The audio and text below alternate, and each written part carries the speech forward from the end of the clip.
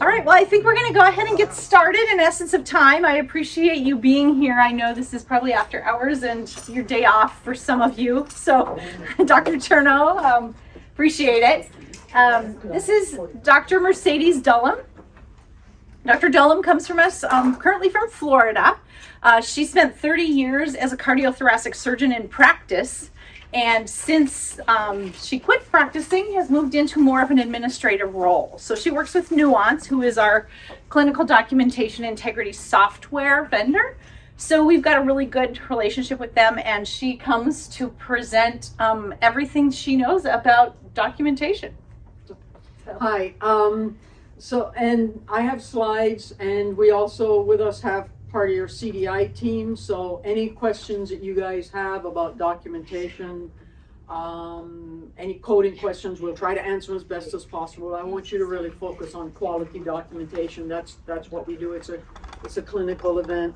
And just so you know, since this is a CME lecture, I am a medical director. I'm a consultant to Nuance. I get paid for that, but I'm not presenting anything that's off-label or in conflict, so I have no conflicts of interest to disclose. So, the quality of care used to be all that mattered.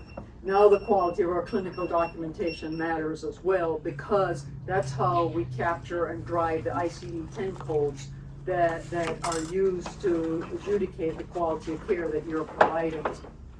So, I don't know if any of you guys read medical economics. It's one of those throwaway medical journals. They have funny stuff, but basically, this is what quality of the quality reporting is for us. You know, it's like, here you're going to go on a trip and you're going to need to pick 25 of your good driving habits with that to show that you're not a reckless car driver, but we're not going to tell you what it is you're supposed to look at.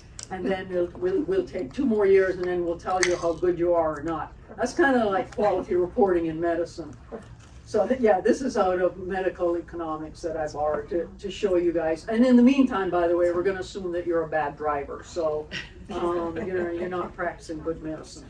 And so that's what this clinical documentation integrity is all about. And it affects whether the scores on your patient's severity of illness, risk of mortality, length of stay, medical necessity for them coming in the hospital, readmission penalties, audits and denials for care provided, hospital and physician profiling, which is really big. You should type your name in just into the internet and see what all the quality scores are about you, not just the CMS sites. It also affects the present on admission or hospital acquired condition reporting, and hospital and physician reimbursement. I'm not sure what you guys do here, but some of the health systems do tie some of the physician bonuses to documenting and answering queries, not to agreeing with them, just to be clear, but that you need to answer the query in some way. It means you need to have looked at it, not just click the computer key to move on by. So all of this information that we're gathering, these codes determine how the data is tracked, analyzed, and reported, how medical care is billed and reimbursed. I mentioned before the severity of illness and risk of mortality for the comparative severity adjusted clinical and cost outcomes. And for any of you who participate in the clinical registries, you know we get very detailed patient information. All of our information that goes out in this data that's analyzed goes out in the administrative database from the coding and billing. Medical necessity, as I mentioned, and these are all driven by the quality of your documentation. So DRGs are for every hospitalization a patient is put into a DRG bucket, which is based on the documentation of the diagnoses that the patient has. You're not going to decide the patient's DRG. That's what the coding department does, but they're doing that based on all the diagnoses that you documented for your patient. Okay. And each DRG has something that's called a relative weight based on the principal diagnosis, which is the reason the patient came in, and all of the significant minor and major comorbidities, all the CCs and the MCCs. And then there's also APR-DRG that looks at severity of illness, risk of mortality scores on a 1 to 4 scale. So I don't want to bore you guys with this, but just to let you know why we're looking at the documentation. it determines the expected outcomes for your patient's hospitalization. So all of our quality metrics, just to bring it down to one simple graph, and mortality is the purest outcome that we can look at. Is your patient dead or are they alive? What you're looking for is an O to E ratio of at least 1 and preferably less than 1. So in other words, if you're in, we're talking about mortality, if you're above the 1, then that means you're knocking patients off that you shouldn't be knocking off based on your documentation and your expected ratio. And this is what this graph is actually showing, and this is from actual clients that we've had, is that you did nothing different to your care, but you improved your documentation. So you were capturing those comorbidities and conditions that your patients had. And remember that these are all risk adjusted, and there's observed over expected. Expected is what you document about. And it's shown that the O to E ratio falls and actually usually goes below 1 for your pairs. And Deb, you were telling me that in looking at the analytics here, that our length of stay and several of our conditions are above where they're expected to for similar institutions. So we're not gaming the system. We're not asking you to write fiction novels. We're just asking you to accurately depict how sick your patient is.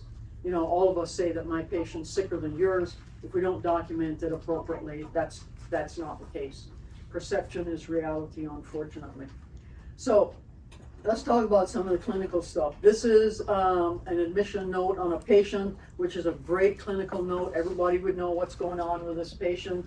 Severely ill gentleman, worsening shortness of breath, right lower lobe infiltrate, hospital-acquired fever, leukocytosis, altered mental status. There's abundance of clinical information on here, but very little that the coders can appropriately code.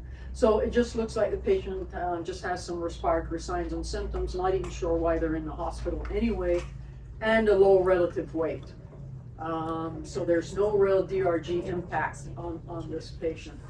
So here is the same patient, just a more accurate specific note describing their condition. So acute exacerbation of COPD and chronic respiratory failure, which appears relatively stable at this time, but you're going to start frequent NEB treatment. Steroids maintain their O2 at greater than 90%. The patient has acute right lower lobe pneumonia. The coders cannot code from an X-ray report, so we need to put a diagnosis to it. So right lower lobe infiltrate does not mean right lower lobe pneumonia. High likelihood of MRSA. Remember, you had that healthcare associated condition that does not code again to MRSA or a complex pneumonia. And then the patient met 4 out of 4 service criteria. You put down your supporting diagnosis for this. And actually, for the coders, that changes the patient's principal diagnosis. Again, we don't need to worry about the DRG or the principal diagnosis. Coding that's what the coding department does. They're specialists in that. And then the altered mental status is likely due to septic encephalopathy. So again, you're capturing the patient's diagnosis. So now, instead of, it's the same patient, but more accurate documentation, instead of them looking like low mortality, why are they in the hospital to begin with, you're accurate reflecting how sick this patient is, their expected mortality rate, all of that. So, I mean, just, you can see you're not writing more, you're just writing more accurate and succinct. So who can document diagnoses that are codable?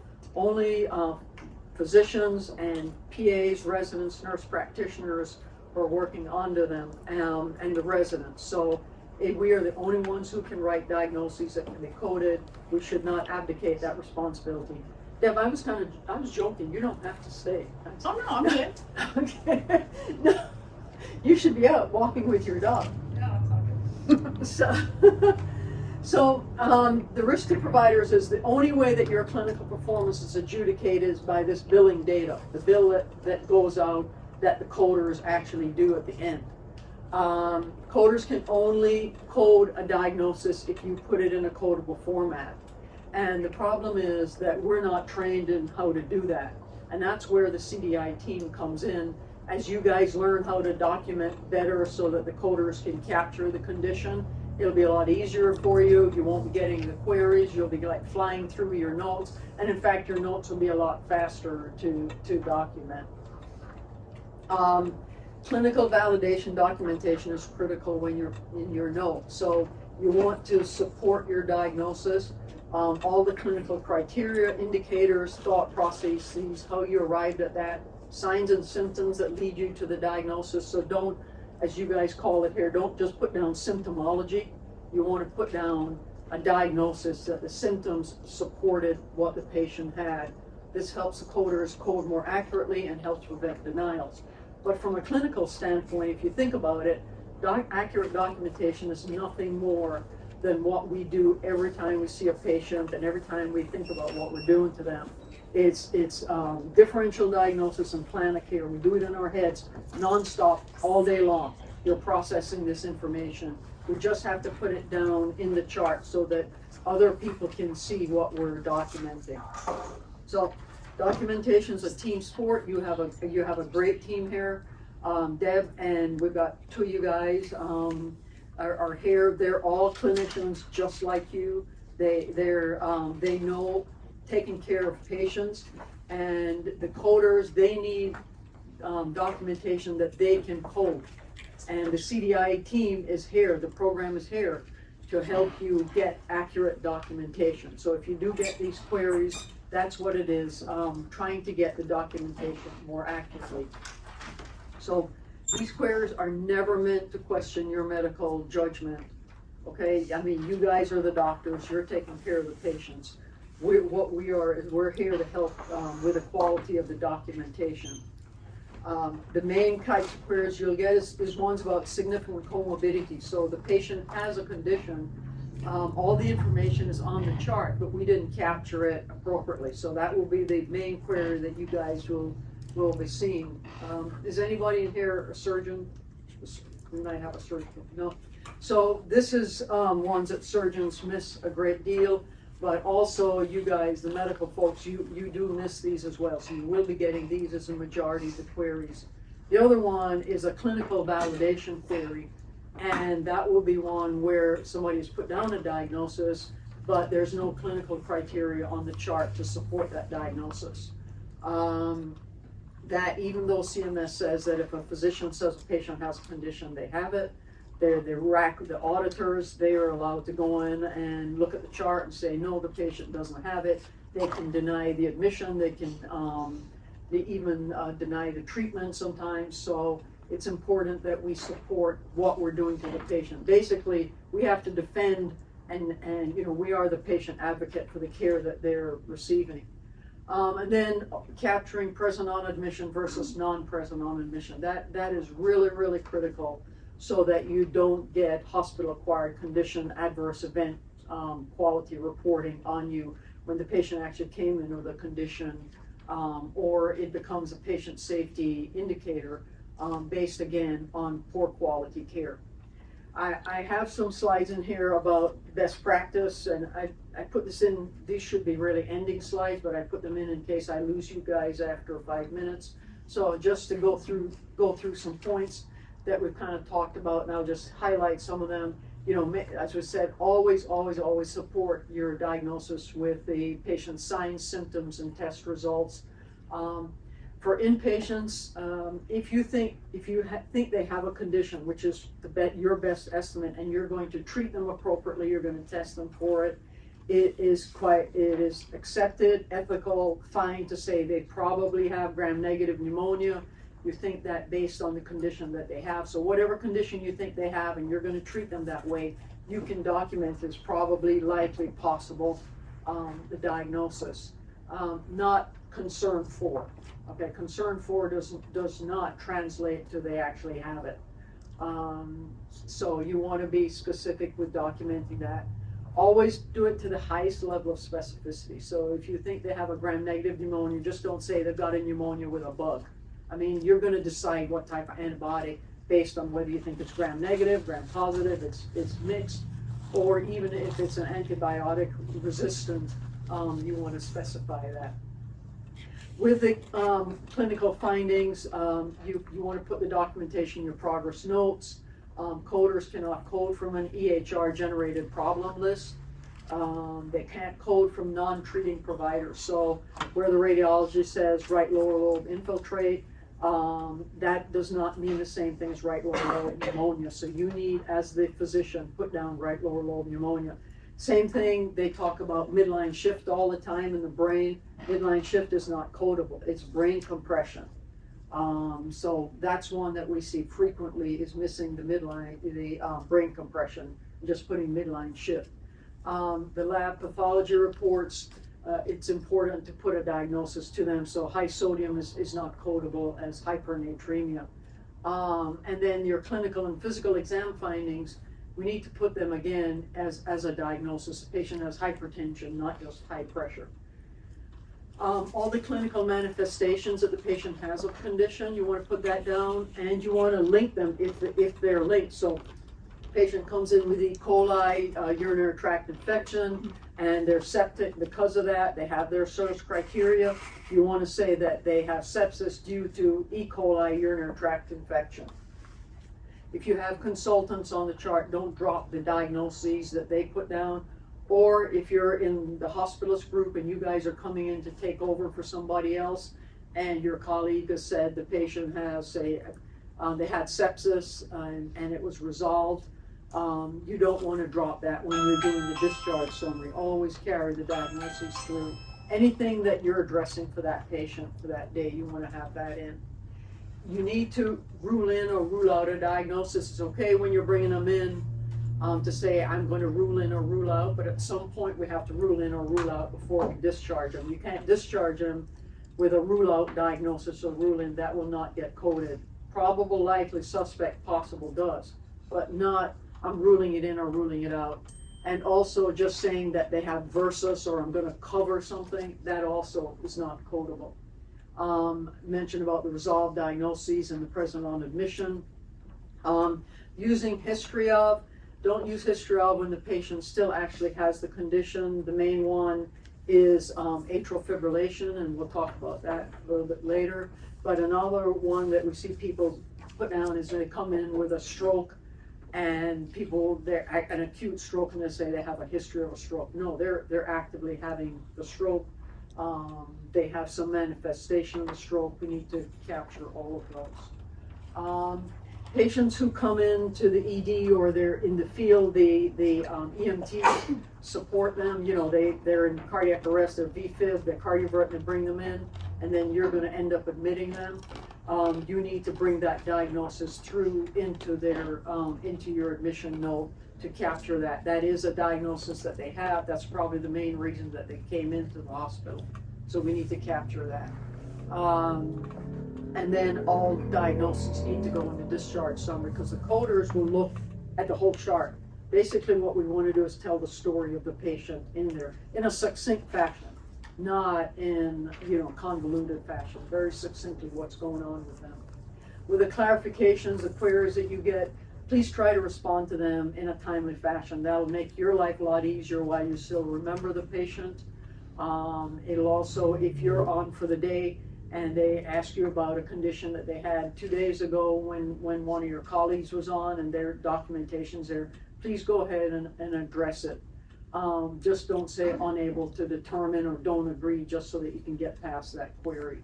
And then if and only if you agree with the clarification, then you put down the diagnosis in your chart with the supporting criteria. It's not legal for us to say, just go ahead and write it.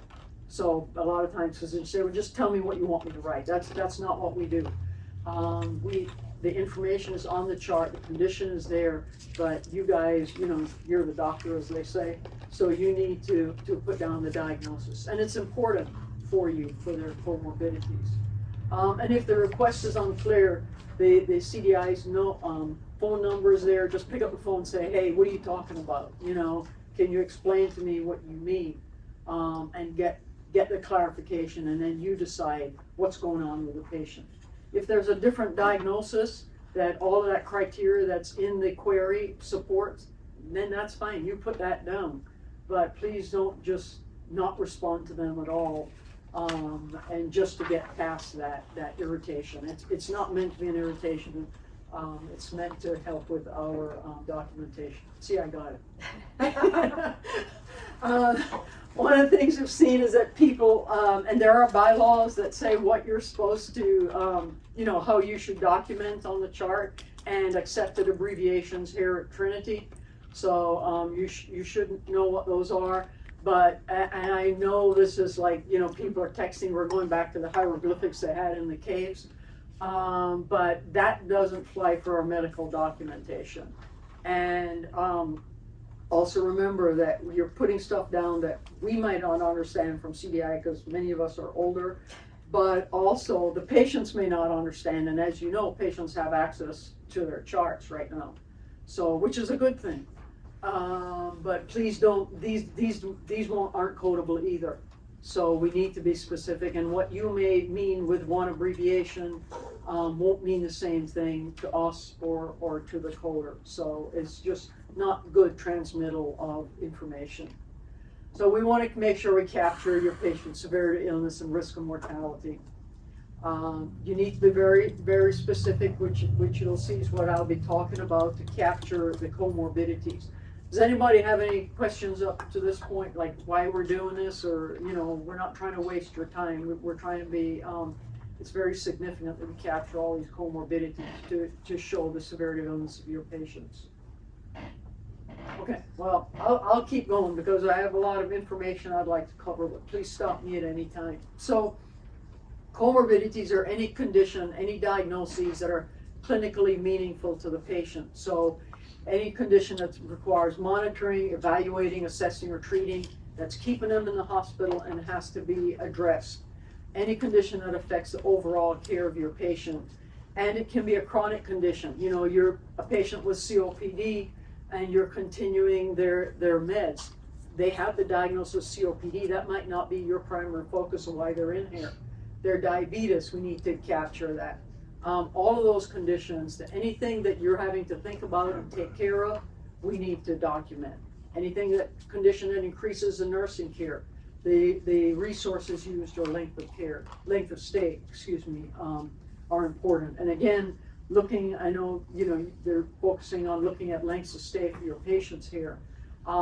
Capturing these comorbidities and these conditions support why your patient needs to be in the hospital. Why their length of stay is longer when you compare yourselves to other people, because they may be capturing the comorbidities, but we're not capturing them here at Trinity. So it makes it look like, well, why should the patient come here? They're not getting good care. Over on the left-hand side, you'll see those terms are really just descriptions, whereas on the right-hand side are the typical major comorbidities, which are the diagnoses that the patient actually has. They're the more accurate, more specific condition of your patient. These are the common ones that are overlooked: heart failure, the acute or chronic, kidney failures, respiratory failure, encephalopathy. All of these are ones that are frequently overlooked and not accurately documented. So it's important to put down the criteria and the specifics for each condition, which I'm going to run through some of these for you. The most common with the altered mental status, and like I said, I'm going to blast through these and you'll have the handouts anyway, are with these patients who have some kind of mental status condition. These are important to capture.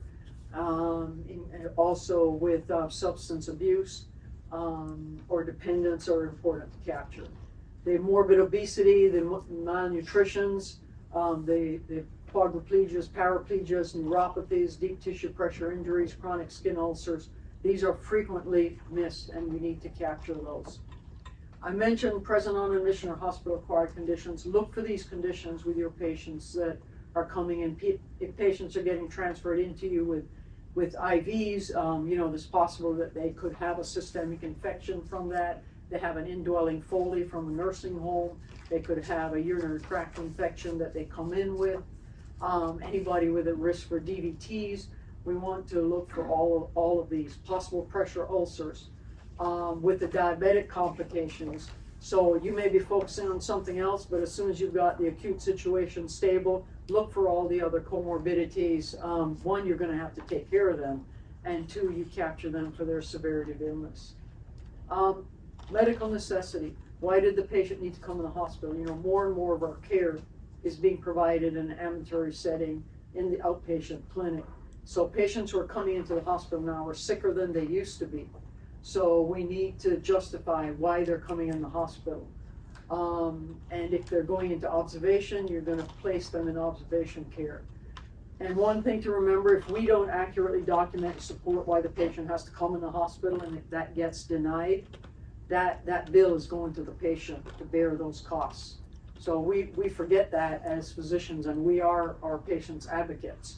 So we don't want them to get slammed with a huge bill that they can't pay because we didn't appropriately document why they had to come in the hospital. I mentioned about the consultant documentation, that if you have a consultant on the case, they write a higher specificity, like ATN with somebody with acute kidney injury.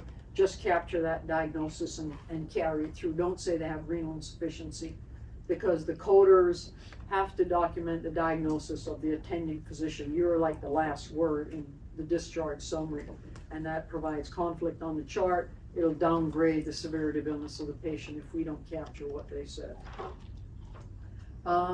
Diabetes, just a few words on this, that remember, we need to be specific with the type of diabetes that they have, and that patients can have multiple diabetic codes.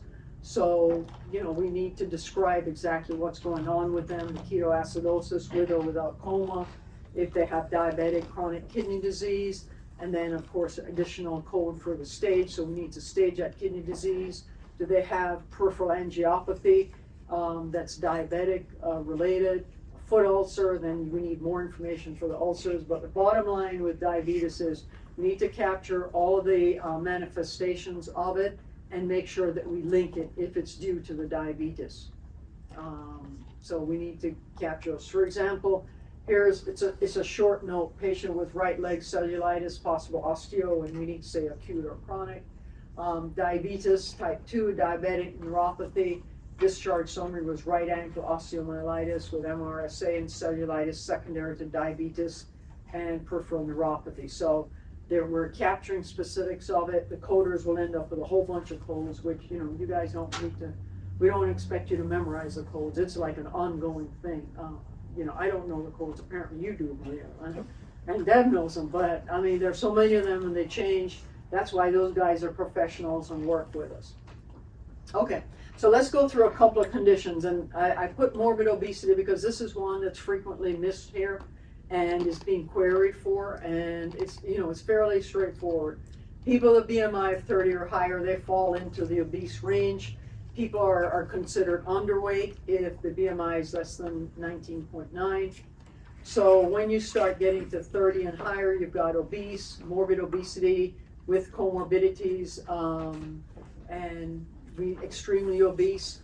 So the important points on this is that coding of the morbid obesity requires our diagnosis of morbid obesity on the chart.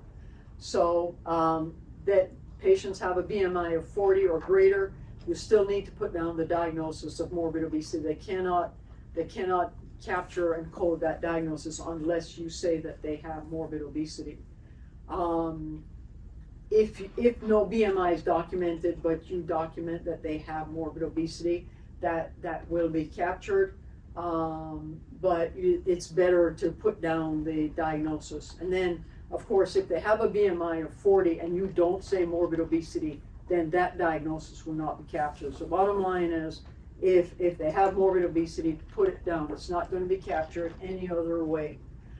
In general, patients who have a BMI of less than 35 do not fall into morbid obesity, but with the caveat that any of these associated comorbidities, and this is just a list of the majority of them, the main ones, if their BMI is between 35 to 39.9, and you say they have morbid obesity and you document these conditions, that will get captured as morbid obesity.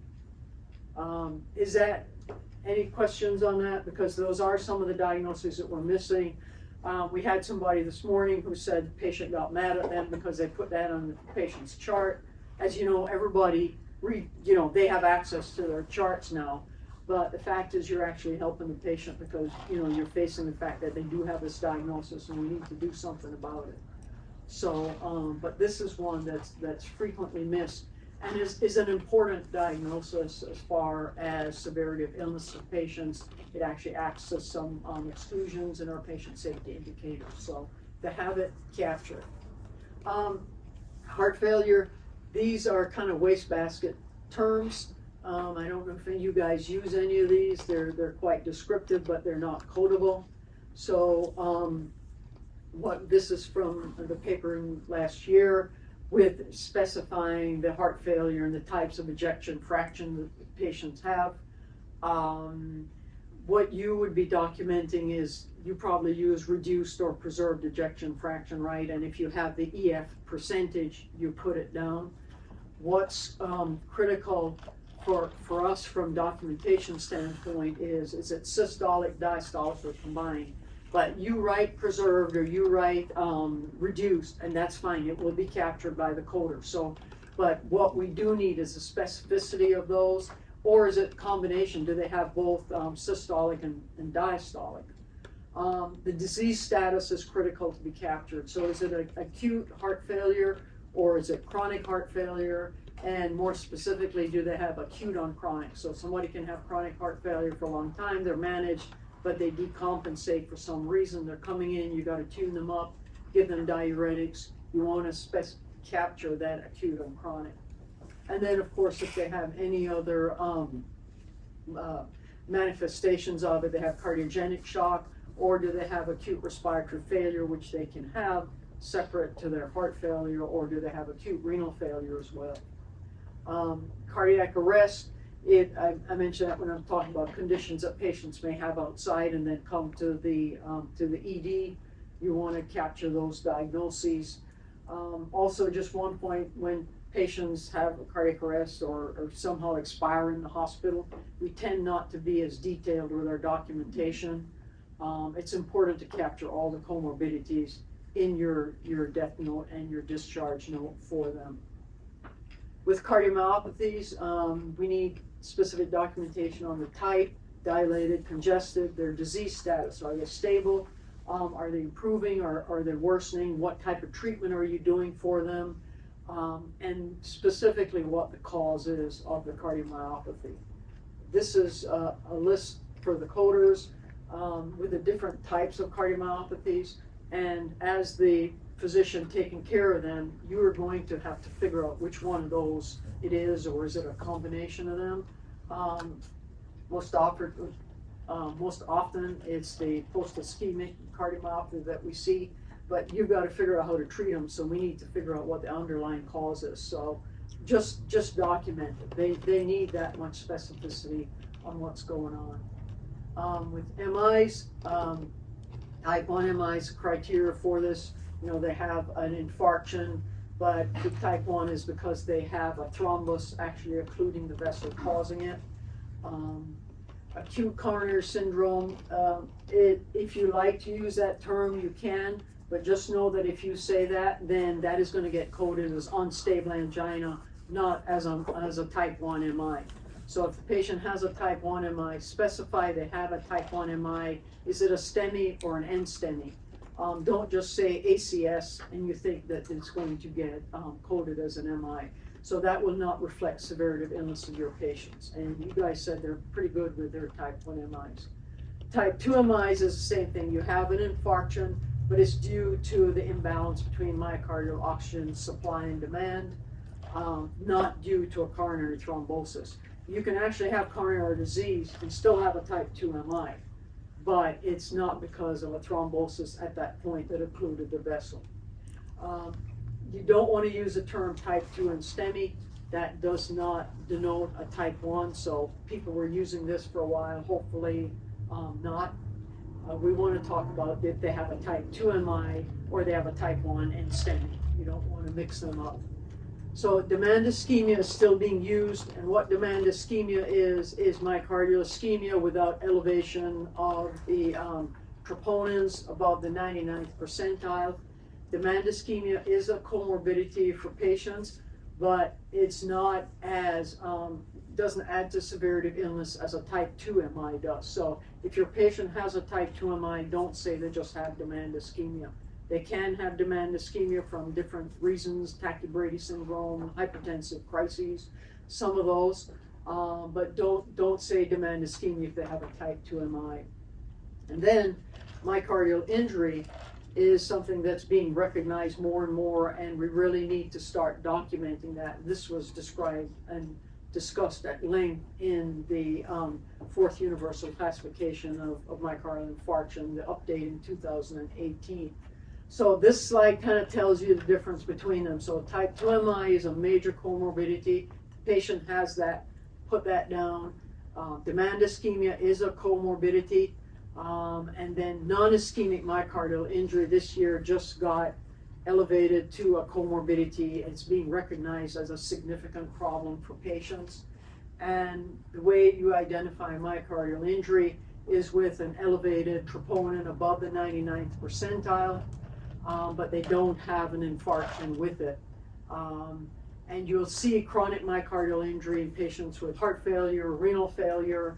You'll see patients with acute myocardial injury in situations like hypovolemia, atrial fibrillation, sepsis. You know, they've had some acute injury to the heart. There is some troponin elevation that's being measured. So please capture those if they occur. AFib, there are three main buckets: is paroxysmal, persistent, and chronic. The importance here is that you don't, when a patient actually still has AFib, you don't want to say they have a history of AFib.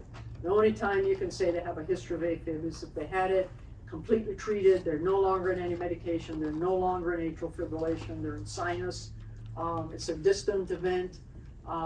That's the only time that you might want to say history of AFib for that patient. And the importance with this is that a patient who's in AFib, and we say history of, it does not give any severity of illness to them. Whereas if they have paroxysmal AFib, that also doesn't give any severity of illness, because theoretically that's very, very limited, doesn't require any treatment. But if they have permanent AFib or they have persistent AFib, that is significant. So you want to capture the types of AFib that your patient has. Pneumonias, we talked about that a little bit at the beginning with a case example, but the important point with these is that we need to document the causation of it. So I talked about the gram-negative, or is it from aspiration? Culture results are not required, but your clinical impression is. So why do you think that patient has pneumonia?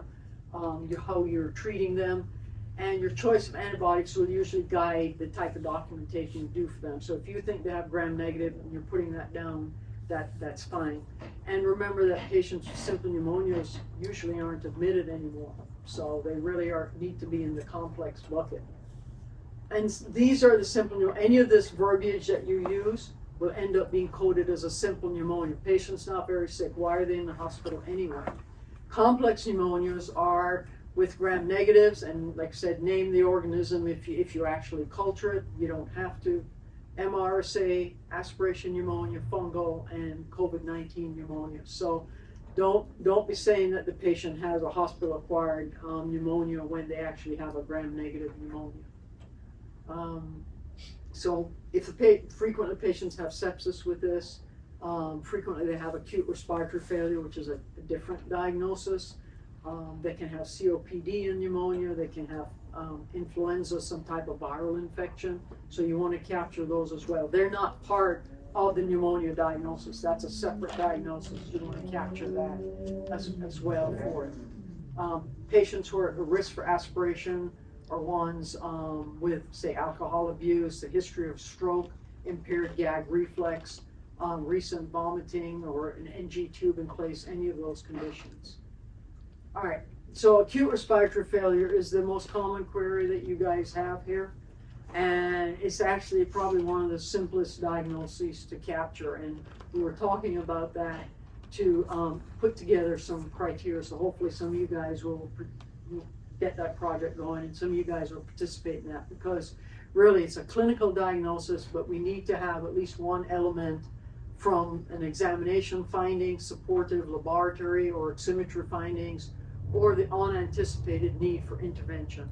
Patients don't have to be intubated, but they need some type of intervention, which I'll show you in the next 2 slides. So what types of exam findings? They're having tachypnea, they're having retractions using their accessory muscles, they're struggling. So some of these conditions you document what the clinical finding is. The lab findings are pulse ox less than 90 or PaO2 less than 60 or 10 millimeters below baseline if you know their baseline. PaCO2 greater than 50 or greater than 10 millimeters above their resting baseline, as long as pH is less than 7.35. PF ratio less than 300. Increased need for FiO2. If you see patients requiring more and more oxygen, don't just say they're hypoxemic. If they fit into the rest of these criteria, then put down that they have acute respiratory failure. So of course, intubation with mechanical ventilation, that's pretty good. But using BiPAP, CPAP, high flow O2, non-rebreather mask, nasal cannula, O2 for greater than 2 hours. Whatever criteria you guys come up with, these are some kind of main ones. One of our other clients uses these, and these are pretty good.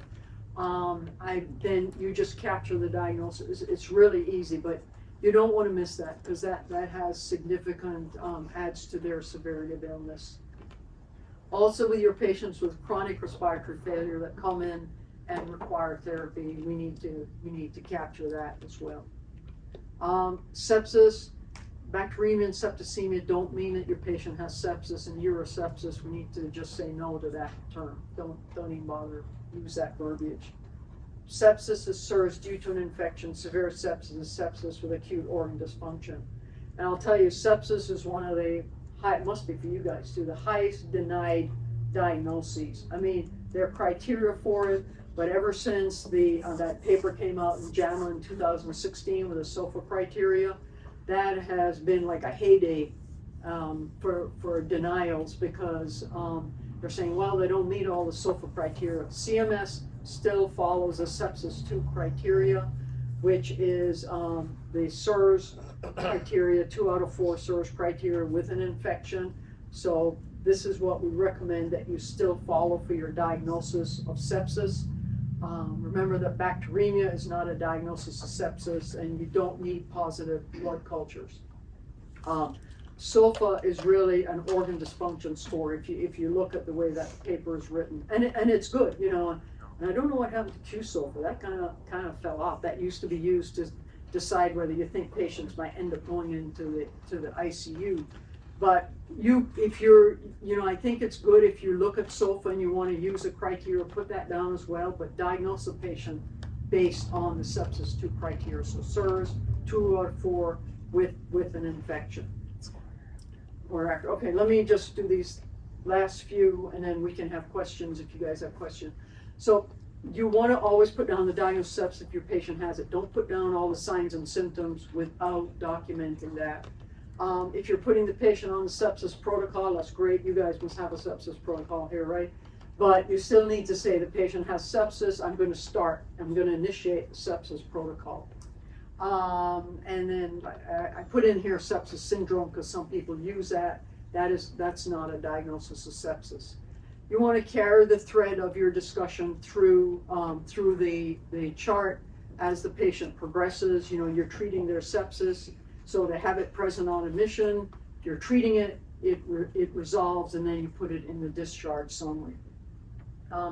Any of the associated organ dysfunction, we need to capture that as a diagnosis of organ dysfunction. So is it acute kidney failure? Don't just say they have some renal insufficiency. Acute respiratory failure, not that they're hypoxic.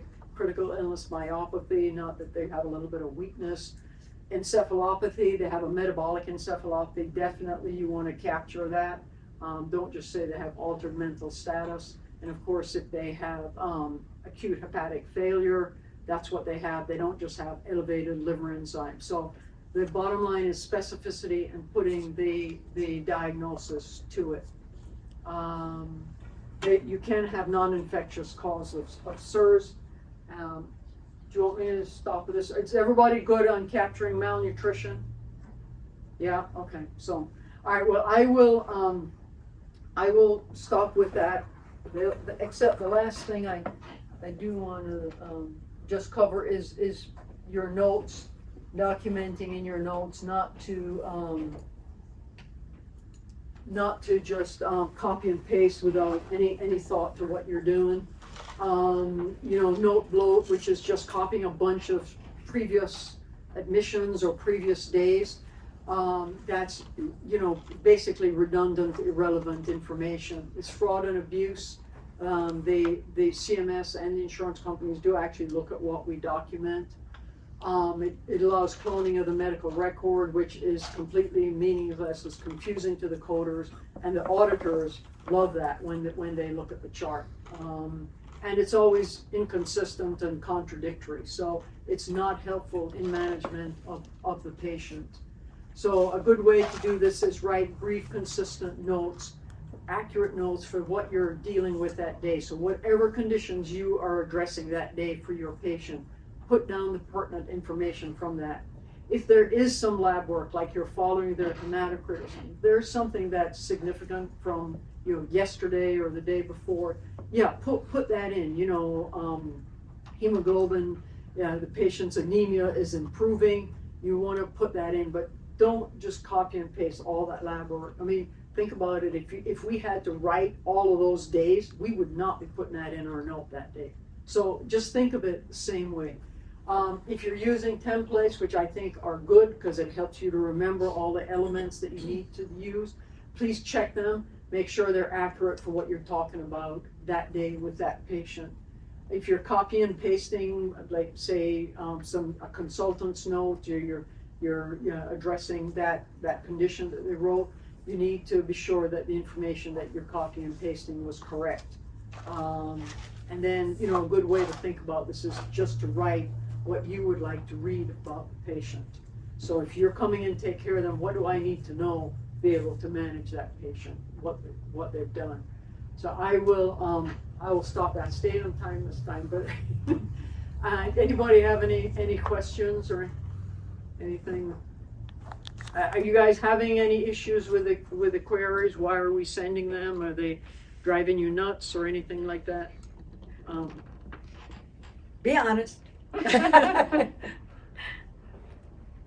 You never have to agree. Just let us know if you don't agree. Because if you just blow by it, then we're going to keep bugging you.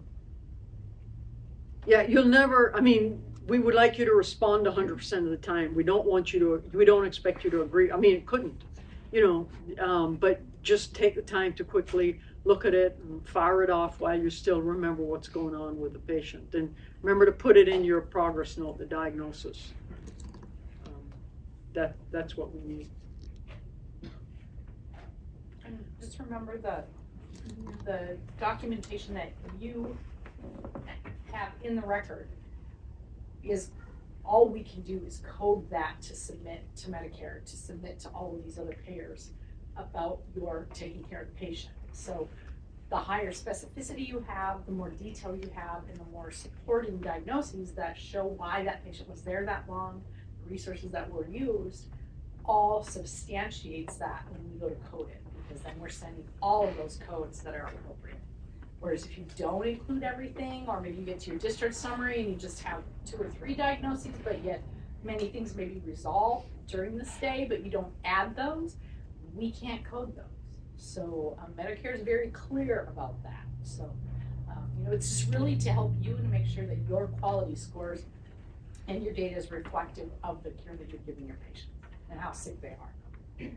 And I will tell you that you guys, as a whole, the hospitalist group is doing a really good job in working with our CDSs, because we have seen consistently for the last 3 to 4 years, our metrics have improved. Our quality of documentation has improved. Our case mix, which reflects the severity of our patient's illness, has improved. And looking at our peer group, generally we're at least where they're at, or sometimes we're better in some areas. So definitely have seen that improvement, and that's great, because that does reflect really the quality of the job that you're doing. And I would recommend you get involved in the I mean, I always think giving physicians feedback, and I come from a world where they would show us all the bad things we were doing, you know, like your length of stay is bad, you have patients who are, you know, dying when they shouldn't. And the reason is, remember, everything is risk adjusted. So the more that we capture, the more that you can justify how sick the patient is. And you might be, I mean, I recommend, and you might ask whoever the head of the hospital group is, say every quarter, let us look at our numbers. And, you know, if you don't look, you don't know, and you don't improve. And I think you would enjoy looking at what the numbers are. And physicians we're always competitive, right? I mean, that's just the nature of the beast. And so if I look and I say, well, wait a minute, why are you getting your patients out sooner than mine? And frequently, I mean, it's something simple, like somebody doesn't round early enough to discharge, so you got an extra day. Those types of things. So these are really like process fixes. But if we don't look at what's going on, you won't know. So I would highly recommend asking to see what you're doing. And in like the bigger scale, with contracting, you know, you guys you're kind of isolated here, so you're okay. But you know, in other areas, people will look, and the insurance companies will say, well, I'm not sending my patients to your hospital because you keep them too long, you cost too much to care for them. And then that actually goes into like the star ratings, not just the CMS, but several of the insurance companies, and they will tell their providers, I mean their patients, we don't want you to go to facility X, and we won't pay part of the coverage because they're a more expensive hospital or they're worse care. And that's only based because we didn't capture all the conditions of the patient. So I mean, it's like a cascade based on it. And unfortunately, this documentation thing is not something that we're going to change. We just have to take charge of it, control of it, and make it, you know, make it accurate. So, well, thank you all for taking the time. Don't forget to complete your evaluation forms and sign it. Otherwise, we can't get you your CME. Give me a pen.